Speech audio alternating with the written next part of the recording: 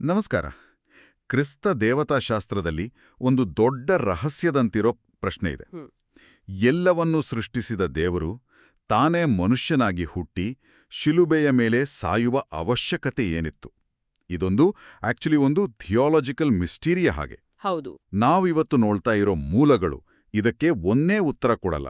ಬದಲಾಗಿ 5 ಪ್ರಮುಖ ಸಾಕ್ಷ್ಯಗಳನ್ನಿಟ್ಟು ಒಂದು ಸಂಪೂರ್ಣ ವಾದವನ್ನೇ ಮಂಡಿಸ್ತವೆ. ಹೌದು, ಇದೊಂದು ಒಳನೋಟ.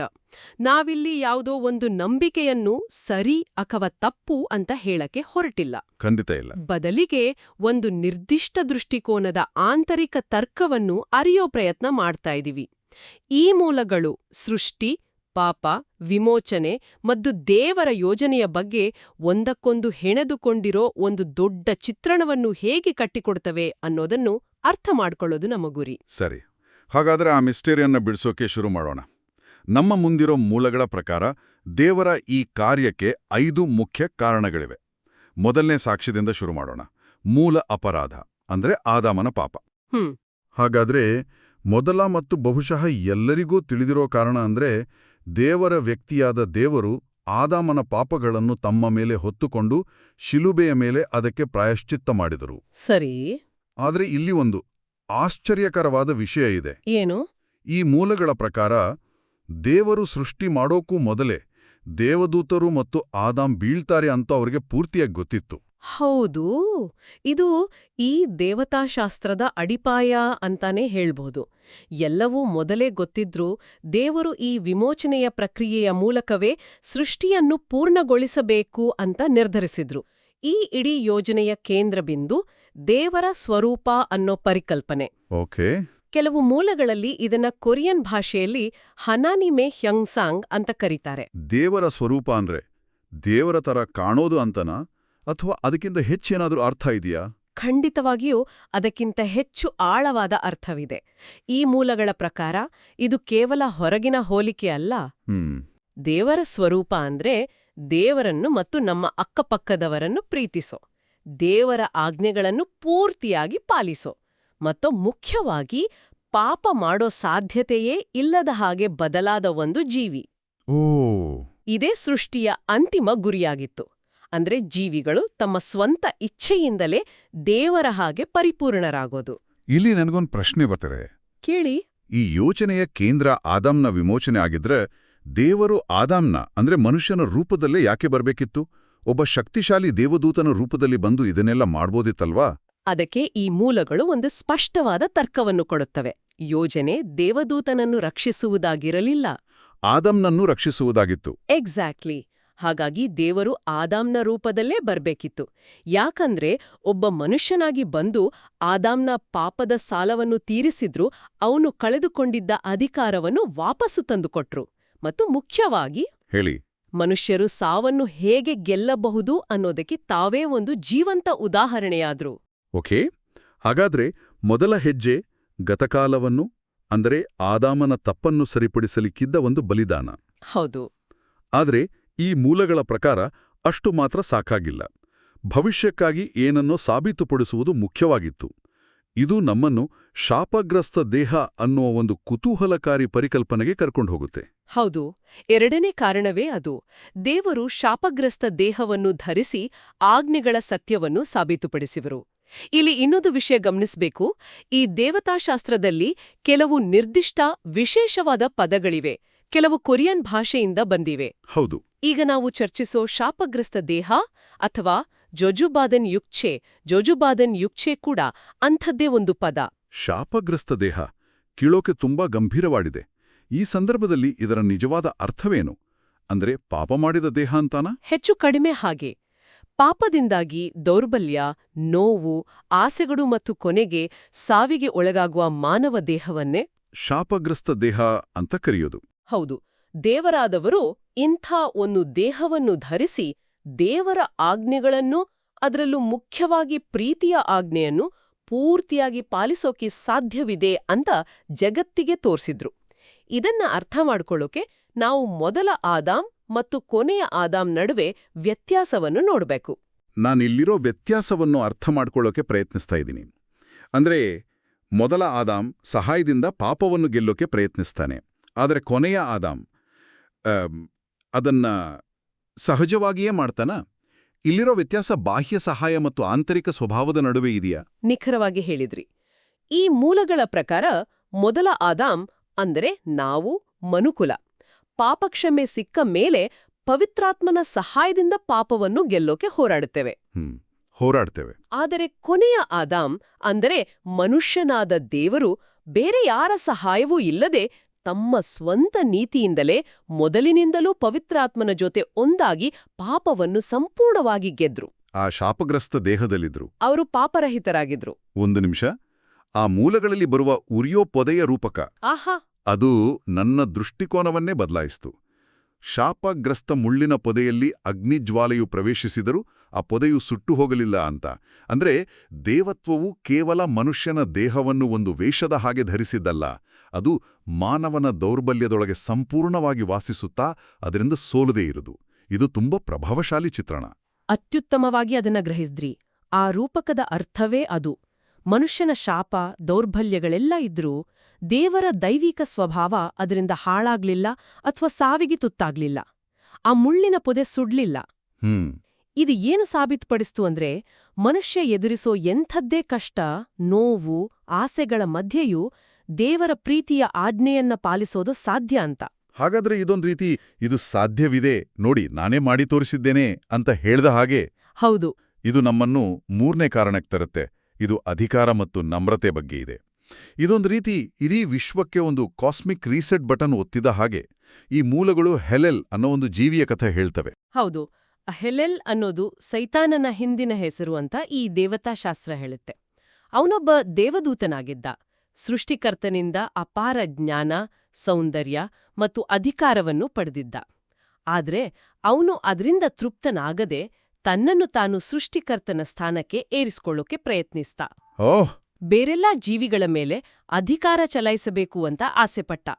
ಈ ಅಹಂಕಾರವೇ ಅವನ ಪತನಕ್ಕೆ ಕಾರಣವಾಯಿತು. ಹಾಗಾದ್ರೆ ಇದೊಂದು ಅಹಂಕಾರವೇ ಪತನಕ್ಕೆ ಕಾರಣ ಅನ್ನೋ ಹಳೆ ಕತೆ. ಆದರೆ ಬ್ರಹ್ಮಾಂಡದ ಮಟ್ಟದಲ್ಲಿ ಈ ಮೂಲಗಳು ಒಂದು ನೇರ ವ್ಯತ್ಯಾಸವನ್ನು ತೋರಿಸ್ತಾ ಇವೆ. ಸೃಷ್ಟಿಯಲ್ಲೇ ಅತ್ಯಂತ ಶಕ್ತಿಶಾಲಿ ಜೀವಿ ಮೇಲೆ ಹೋಗೋಕೆ ಪ್ರಯತ್ನಿಸಿ ಬೀಳ್ತಾನೆ. ಆದರೆ ಸೃಷ್ಟಿಕರ್ತನೇ ಕೆಳಗೆ ಬಂದು ಉನ್ನತ ಸ್ಥಾನಕ್ಕೇರ್ತಾನೆ.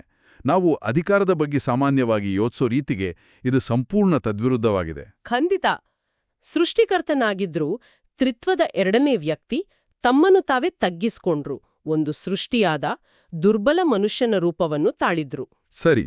ಅಷ್ಟೇ ಅಲ್ಲ, ಶಿಲುಬೆಯ ಮರಣದವರೆಗೂ ತ್ರಿತ್ವದ ಮೊದಲನೆಯ ವ್ಯಕ್ತಿಯಾದ ದೇವರಿಗೆ ಸಂಪೂರ್ಣವಾಗಿ ವಿಧೇಯರಾಗಿದ್ದರು. ಇದು ಹೆಲೆಲ್ನ ಅಹಂಕಾರ ಮತ್ತು ಅಧಿಕಾರದ ದಾಹಕ್ಕೆ ಸಂಪೂರ್ಣ ವಿರುದ್ಧವಾದ ನಮ್ರತೆ. ಈ ನಮ್ರತೆಯಿಂದ ಅವರಿಗೆ ಸಿಕ್ಕಿದ್ದೇನು? ಈ ಸಂಪೂರ್ಣ ನಮ್ರತೆ ಮತ್ತು ವಿಧೇಯತೆಯಿಂದಾಗಿ ದೇವರು ಅವರನ್ನು ಎಲ್ಲರಿಗಿಂತ ಉನ್ನತ ಸ್ಥಾನಕ್ಕೆ ಏರಿಸಿದರು ಮತ್ತು ಅವರಿಗೆ ಕಾಲ ಹಾಗೂ ದೇಶ ಅಂದ್ರೆ ಟೈಮ್ ಅಂಡ್ ಸ್ಪೇಸ್. ಹೌದು. ಕೊರಿಯನ್ ಭಾಷೆಯಲ್ಲಿ ಶೀಗೊಂಗಾನ್ ಇವುಗಳ ಉತ್ತರಾಧಿಕಾರವನ್ನು ನೀಡಿದರು ಅಂತ ಮೂಲಗಳು ಹೇಳುತ್ತವೆ. ಕಾಲ ಮತ್ತು ದೇಶ ಅಥವಾ ಟೈಮ್ ಅಂಡ್ ಸ್ಪೇಸ್ ಅನ್ನೋ ಉತ್ತರಾಧಿಕಾರ, ಇದು ತುಂಬಾ ದೊಡ್ಡ ಪರಿಕಲ್ಪನೆ. ಅಂದ್ರೆ ವಾಸ್ತವದ ಮೇಲೆ ಸಂಪೂರ್ಣ ಹಿಡಿತ ಸಾಧಿಸುದ. ಈ ಅಧಿಕಾರದ ಅರ್ಥವನ್ನು ಇನ್ನಷ್ಟು ಸರಳವಾಗಿ ಹೇಗೆ ಅರ್ಥ ಮಾಡಿಕೊಳ್ಬೋದು? ಇದನ್ನ ಹೀಗೆ ನೋಡ್ಬೋದು. ಹೆಲೆಲ್ ಭೌತಿಕ ಜಗತ್ತಿನ ಮೇಲೆ ಅಧಿಕಾರ ಬಯಸಿದ. ಆದರೆ ದೇವರು ನಮ್ರತೆಯ ಮೂಲಕ ಕೇವಲ ಭೌತಿಕ ಜಗತ್ತು ಮಾತ್ರವಲ್ಲ, ಸಮಯ ಮತ್ತು ಅಸ್ತಿತ್ವದ ಮೂಲ ತತ್ವಗಳ ಮೇಲೆಯೇ ಅಧಿಕಾರವನ್ನು ಪಡೆದರು. ಇದು ದೇವರ ರಾಜ್ಯದ ಒಂದು ಮೂಲಭೂತ ನಿಯಮವನ್ನು ಸ್ಥಾಪಿಸುತ್ತೆ. ಯಾರು ಅಧಿಕಾರಕ್ಕಾಗಿ ಹಾತೊರೆಯುತ್ತಾರೋ ಅವರೂ ಬೀಳ್ತಾರೆ. ಯಾರು ತಮ್ಮನ್ನು ತಗ್ಗಿಸಿಕೊಂಡು ಬೇರೆಯವರ ಸೇವೆ ಮಾಡ್ತಾರೋ ಅವರನ್ನು ಮಾತ್ರ ದೇವರು ಉನ್ನತೀಕರಿಸ್ತಾರೆ. ಇದು ನೇರವಾಗಿ 4ನೇ ಕಾರಣಕ್ಕೆ ದಾರಿ ಮಾಡಿಕೊಡುತ್ತೆ. ಹೌದು. ಅಂದ್ರೆ ಈ ನಮ್ರತೆ ಮತ್ತು ವಿಧೇಯತೆಯ ಮಾದರಿಯನ್ನು ತೋರಿಸಿ ಅದನ್ನ ಪಾಲಿಸುವ ಮನುಕುಲಕ್ಕೆ ರಕ್ಷಣೆಯ ದಾರಿಯನ್ನು ತೆರೆಯುವುದು. ಇದು ಹಿಂದಿನ ಅಂಶದ ತಾರ್ಕಿಕ ಮುಂದುವರಿಕೆ ಹಾಗೆ ಕಾಣ್ತಾ ಇದೆ. ಹೌದು. ನೇರವಾದ ಸಂಬಂಧವಿದೆ. ದೇವರೇ ಮನುಷ್ಯನಾಗಿ ಬಂದು ನೋಡಿ, ವಿಧೇಯತೆ ಅಂದ್ರೆ ಹೀಗಿರಬೇಕು ಅಂತ ಒಂದು ಪರಿಪೂರ್ಣ ಮಾದರಿಯನ್ನು ತೋರಿಸಿದ್ರು. ಮನುಷ್ಯರು ಆ ದಾರಿಯಲ್ಲಿ ನಡೆದ್ರೆ ಅವರಿಗೂ ರಕ್ಷಣೆ ಸಿಗುತ್ತೆ ಅನ್ನೋ ಒಂದು ಭರವಸೆಯನ್ನು ಕೊಟ್ರು. ಒಂದು ವೇಳೆ ಆ ದಾರಿಯಲ್ಲಿ ನಡೆಯದಿದ್ದರೆ ಈ ಮೂಲಗಳು ಅದರ ಬಗ್ಗೆ ಏನ್ ಹೇಳುತ್ತವೆ? ಈ ಮೂಲಗಳ ಪ್ರಕಾರ ಯಾರೆಲ್ಲ ಶಿಲುಬೆಯ ಮಾರ್ಗವನ್ನು ಅನುಸರಿಸಿ ತಮ್ಮ ಪಾಪಗಳಿಗಾಗಿ ಪ್ರಾಮಾಣಿಕವಾಗಿ ಪಶ್ಚಾತ್ತಾಪ ಪಡ್ತಾರೋ ಅವರನ್ನು ಬೆಂಕಿಯ ಕೆರೆ ದೇವರೇ ಮನುಷ್ಯನಾಗಿ ಬಂದು ಈ ವಿಧೇಯತೆಯ ದಾರಿಯನ್ನು ತೋರಿಸದೇ ಹೋಗಿದ್ದರೆ ಮನುಷ್ಯನಿಗೆ ತನ್ನ ಸ್ವಂತ ಶಕ್ತಿಯಿಂದ ರಕ್ಷಣೆಯ ದಾರಿಯನ್ನು ಕಂಡಿಡಿಯುವುದಕ್ಕೆ ಸಾಧ್ಯವೇ ಇರಲಿಲ್ಲ ಅಂತ ಈ ಮೂಲಗಳು ಬಹಳ ಸ್ಪಷ್ಟವಾಗಿ ಹೇಳುತ್ತವೆ. ಸರಿ, ಈಗ ನಾವು ಚರ್ಚೆಯ ಕೊನೆಯ ಮತ್ತು ಬಹುಶಃ ಅತ್ಯಂತ ನಾಟಕೀಯ ಕಾರಣಕ್ಕೆ ಬಂದಿದ್ದೇವೆ. ಹೌದು. ಸೈತಾನನ ದುಷ್ಟತನವನ್ನು ಜಗತ್ತಿಗೆ ತೋರಿಸಿ ಅವನ ಮೇಲಿನ ನ್ಯಾಯ ತೀರ್ಪನ್ನು ಖಚಿತಪಡಿಸುವುದು. ಓಕೆ, ದೇವರು ಒಂದು ವಿಷಯವನ್ನು ಸಾಬೀತು ಮಾಡೋಕೆ ಸೈತಾನನಿಂದ ಕೊಲ್ಲಲ್ಪಡುವ ಸನ್ನಿವೇಶವನ್ನು ತಾವೇ ಸೃಷ್ಟಿಸಿದರು ಅನ್ನೋದು ಕೇಳೋಕೆ ತುಂಬಾನೇ ಅಪಾಯಕಾರಿ ಮತ್ತು ವಿರೋಧಾಭಾಸದ ಥರ ಇದೆ.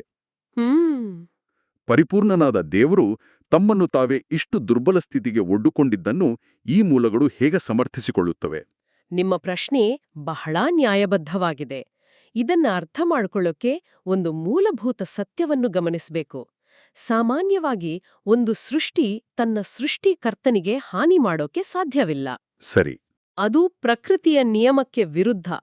ಆದರೆ ದೇವರು ಮನುಷ್ಯನಾದಾಗ ಅವರು ತಮ್ಮ ದೈವಿಕ ಶಕ್ತಿಯನ್ನು ಬದಿಗಿಟ್ಟು ತಮ್ಮನ್ನು ಸಂಪೂರ್ಣವಾಗಿ ದುರ್ಬಲರನ್ನಾಗಿಸಿಕೊಂಡರು. ಅಂದರೆ ಒಂದು ಸೃಷ್ಟಿಯಿಂದ ಕೊಲ್ಲಲ್ಪಡುವ ಸ್ಥಿತಿಗೆ ತಮ್ಮನ್ನು ಒಪ್ಪಿಸಿದರು. ಆದ್ರೆ ಯಾಕೆ? ಇದರ ಅಂತಿಮ ಉದ್ದೇಶವಾದರೂ ಏನಿತ್ತು? ಉದ್ದೇಶ ಬಹಳ ಸ್ಪಷ್ಟವಾಗಿತ್ತು ಅಂತ ಈ ಮೂಲಗಳು ವಾದಿಸ್ತವೆ. ಸೈತಾನನಿಗೆ ದೇವರನ್ನು ಕೊಲ್ಲಲು ಅವಕಾಶ ಕೊಡುವುದರ ಮೂಲಕ ಅವನ ದುಷ್ಟತನದ ನಿಜವಾದ ಆಳವನ್ನು ಇಡೀ ಸೃಷ್ಟಿಯ ಮುಂದೆ ಬಯಲು ಮಾಡಲಾಯಿತು. ಓ, ಹಾಗೆ.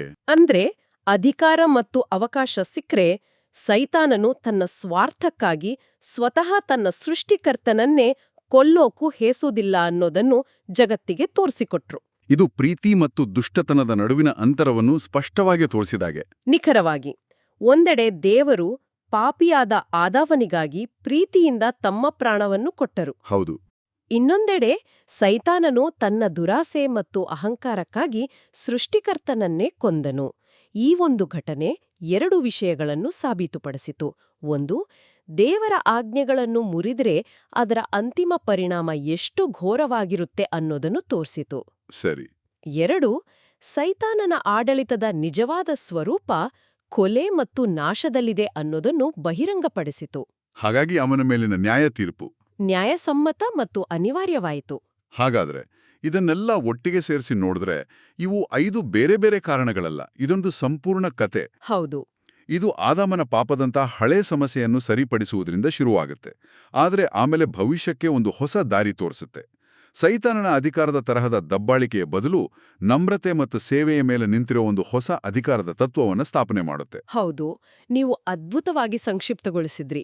ಶಿಲುಬೆಯ ಘಟನೆ ಕೇವಲ ಪಾಪಕ್ಕೆ ಪ್ರಾಯಶ್ಚಿತ್ತ ಮಾಡುವುದಷ್ಟೇ ಅಲ್ಲ, ಅದು ದೇವರ ಆಜ್ಞೆಗಳನ್ನು ಪಾಲಿಸುವುದು ಅಸಾಧ್ಯವಲ್ಲ ಅಂತ ಸಾಬೀತುಪಡಿಸಿತು. ನಿಜವಾದ ಅಧಿಕಾರ ನಮ್ರತೆಯಿಂದ ಸಿಗುತ್ತೆ ಅಂತ ತೋರಿಸಿತು. ಮತ್ತು ಕೊನೆಗೆ ದುಷ್ಟತನದ ನಿಜವಾದ ಮುಖವನ್ನು ಬಯಲು ಮಾಡಿ ನ್ಯಾಯವನ್ನು ಸ್ಥಾಪಿಸಿತು.